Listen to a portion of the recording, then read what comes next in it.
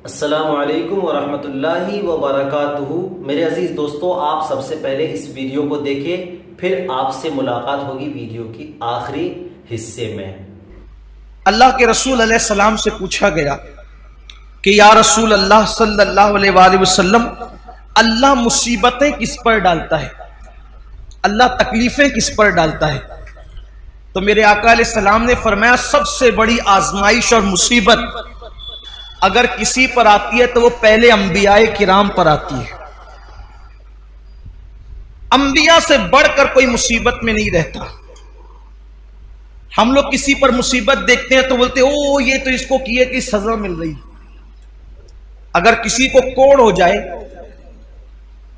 कोई कोड़ी हो जाए, कोड़, किसी को जुजाम हो जाए, कोई नाबीना हो जाए, अंधा हो जाए, तो लोग उसके बारे में मजहबी महफिलों में भी डिस्कस करते हैं कि उसको उसके किए की सजा मिल रही है। अल्लाह से माफी मांगो, ना कहा करो। उसकी वजह यह है, अगर वो मोमिन है, अगर वो मोमिन है और कोड़ी हो गया, जुजामी हो गया, है मुसलमान, तो अल्लाह तबारक व तआला उन लोगों को उस वक्त जन्नत में दाखिल फरमाएगा। अभी तक लोग कब्रों से कुछ उठे होंगे, कुछ उठने वाले होंगे, उससे पहले अल्लाह उनको जन्नत में दाखिल फरमाएगा। मैं अभी हदीस पढ़ूंगा उस पर आपके सामने। इसलिए किसी मुसलमान की तकलीफ पर कोई डिस्कस ना किया करें।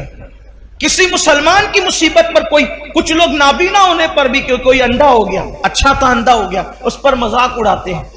मजहबी हलकों में बाज़ाब्ता स्टेजों पर मजाक उड़ाया गया उन बुजुर्गों का जिनको आखिरी उम्र में लंबी उम्र होने की वजह से या ज़ौफ होने की वजह से आंखों की बीनाई चली गई थी। क्या क्या उनको नाम दिए गए। हालांकि लोग ये भूल गए कि हिब्रुल उम्मा, रईसुल मुफस्सिरीन सैयदना अब्दुल्ला इब्ने अब्बास रदी अल्लाह ताला अन्हु भी आखिरी उम्र में नाबीना हो गए थे। लोग कहते हैं अपने किए की सजा भुगत रहे। मैं कहता हूं इब्ने अब्बास ने क्या किया था। हजरत जाबिर इब्ने अब्दुल्ला अंसारी, जिनके घर हुजूर अलैहि सलाम की दावत मशहूर है, आखिरी उम्र में वो नाबीना हो गए थे। कई सहाबा के नाम लिए जा सकते हैं जो आखिरी उम्र में नाबीना हो गए थे। लेकिन यहां तो बस इल्म नहीं है, बल्कि अगर कुछ पढ़ा, हमने कुछ पढ़ भी लिया है, तो हमारे इल्म पर हमारी जिहालत गालिब आती है। किसी भी मुसलमान और मोमिन को तकलीफ में देखो, हमने कोई उस पर डिस्कस नहीं करना, बस ये दुआ करना अल्लाह इसकी मुश्किल आसान कर दे और हमें इस मुसीबत से बचा ले। जो लोग नाबीना हो जाएं और मुसलमान है, जो नाबीना हो जाएं मुसलमान है, या पैदाइशी नाबीना हो या बाद में अंधे हो जाएं बुढ़ापे की वजह से या किसी मर्ज की वजह से, किसी तकलीफ की वजह से, उनके लिए बशारत यह है कि औरों के लिए अल्लाह तबारक व तआला कभी कभी तजल्ली फरमाएगा, यानी कभी कभी पर्दे उठा करके उनको अपना दीदार कराएगा। लेकिन जो नाबीना हो गए थे, अल्लाह फरमाएगा मैंने तुमसे आंखें छीन ली थी और तुमने उस पर सब्र किया था, अब जब तक तुम चाहते रहोगे मैं तुम्हें दीदार अता करता रहूंगा। जब तक चाहते रहोगे मैं तुम्हें दीदार अता, मगर शर्त यह है कि वो सब्र करें। देखो मुसीबत आए तो सब्र शर्त है। मुसीबत, जो मुसीबत में वाहवेला करे नाकाम है, मुसीबत में शिकवा करे नाकाम है, मुसीबत में शिकायत करे नाकाम है। लेकिन जो सब्र करे, सब्र असल चीज है। सब्र, सारे इनामात उस वक्त मिलेंगे जब वो सब्र करे। आका अलैहिस्सलाम ने फरमाया सबसे ज्यादा मुसीबत नबियों पर आती है, फिर जो नबियों से करीब होते हैं उन पर आती है, फिर जो उनसे करीब होते हैं उन पर आती है। यानी मुसीबतें हैं किसके लिए? बल्कि एक हदीस पाक ये भी है, अल्लाह के रसूल अलैहिस्सलाम वुजू कर रहे थे। यहां पर थोड़ा इश्क रसूल का बाब भी खुलेगा, वाह होगा, इश्क रसूल का बाब भी वाह होगा, और हम देखेंगे कि हम में कौन आशिक रसूल है। हुजूर अलैहिस्सलाम वुजू फरमा रहे थे और पानी हुजूर अलैहिस्सलाम के वुजू का ढलान की तरफ बह रहा था। वुजू का पानी ढलान की तरफ बह रहा था। एक सहाबी थे वहां मौजूद, उन्होंने अर्ज किया या रसूल अल्लाह सल्लल्लाहु अलैहि वसल्लम, मैं आपसे इश्क करता हूं। मोहब्बत करता हूं आपसे। हुजूर ने फरमाया सल्लल्लाहु अलैहि वसल्लम, क्या कहा तुमने? हुजूर मैं आपसे इश्क करता। करीम आका जिसके कान लाले करामत है, दूर और नजदीक के सुनने वाले वो कान लाले करामत पे लाखों सलाम। हुजूर अलैहिस्सलाम ने तीसरी बार पूछा, क्या कहा तुमने? हुजूर मैं आपसे इश्क करता हूं। आका फरमाते हैं, तो अगर तू वाकई मुझसे इश्क करता है तो मुसीबत और आजमाइशों के लिए तैयार हो जा, क्योंकि जो हमसे इश्क करता है अल्लाह उस पर मुसीबतों के दरवाजे खोल देता है, अल्लाह उस पर तकलीफों के दरवाजे खोल देता है। हमसे मोहब्बत करने वालों पर आजमाइश और मुसीबतों के दरवाजे इतनी तेजी से खुलते हैं और मुसीबतें उसके पास इतनी तेजी से भाग कर आती है, जैसे ये वुजू का पानी तेजी से ढलान की तरफ गिर रहा है, वैसे मुसीबतें तेजी से उसके पास आती है।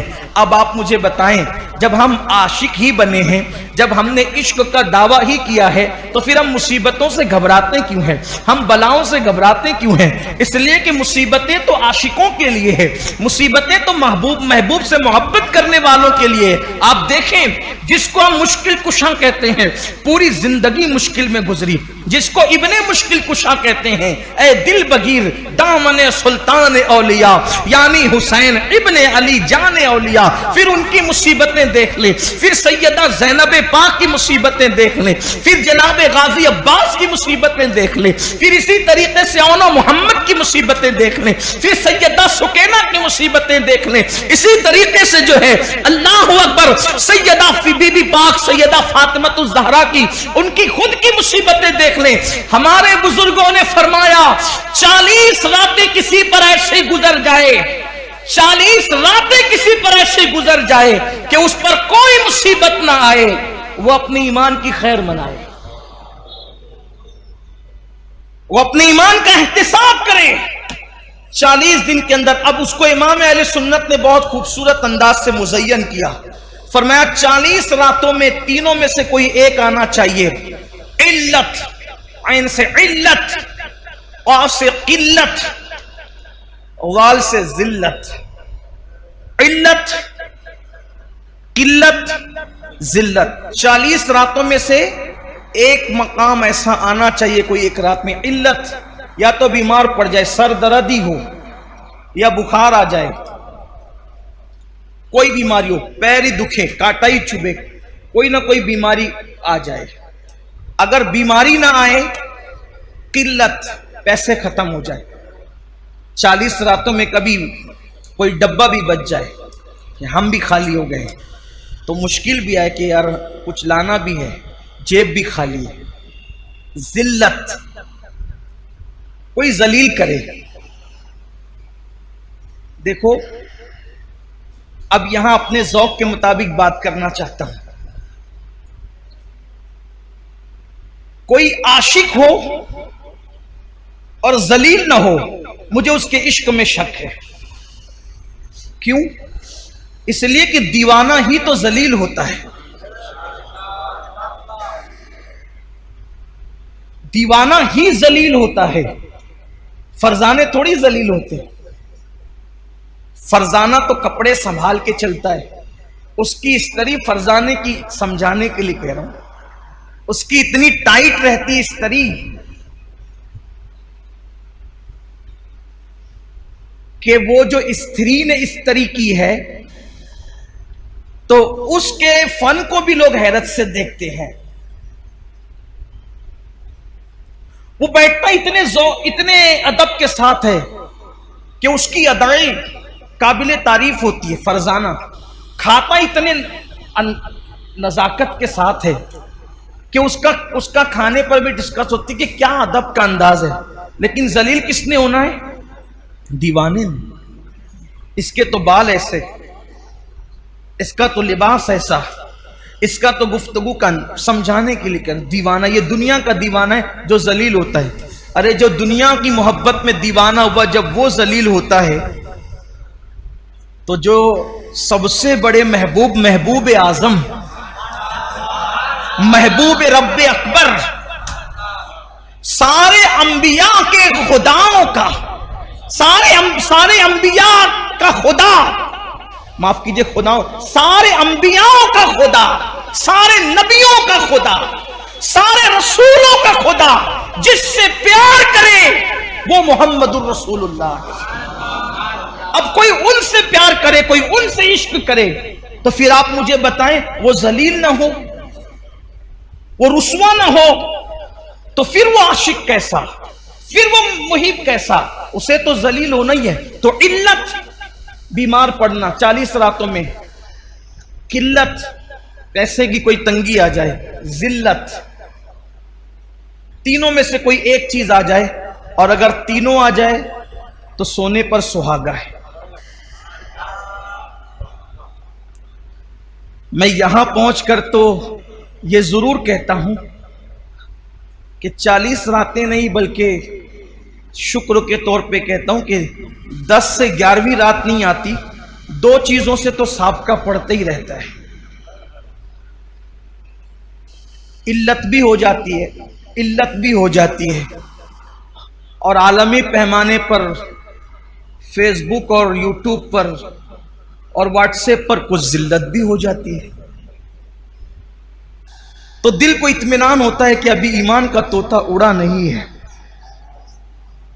अभी ईमान का तोता उड़ा नहीं है। और रही बात जिल्लत की, तो हुजूर ताजुश शरिया ने बहुत अच्छा शेर कहा था,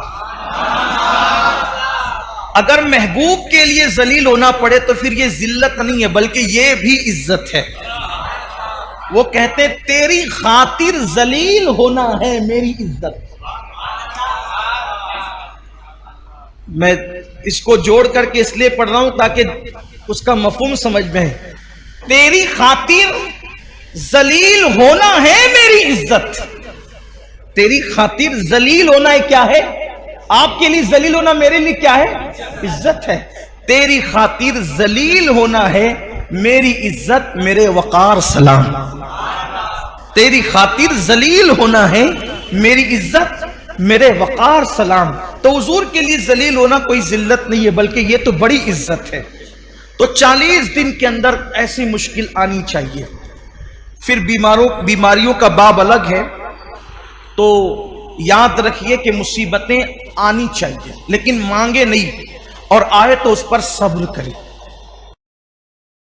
मेरे अजीज दोस्तों, अगर हुजूर के खातिर अगर किसी इंसान को कम ज़र्फ़ी के आलम में अगर ज़िंदगी गुजारनी पड़े, हुजूर के इश्क में, मोहब्बत में डूब कर, शर्मसार होकर, तकलीफ़ में, परेशानी में, मुसीबतों में हमेशा घिरा हुआ रहे, लेकिन अगर दिल में नबी पाक सल्लल्लाहु अलैहि वसल्लम की मोहब्बत रहेगी, तो फिर किसी मुसीबत की या किसी तकलीफ़ की या किसी परेशानी की इतनी मजाल नहीं होगी कि फिर नबी पाक सल्लल्लाहु अलैहि वसल्लम के दीवानों को रुला सके।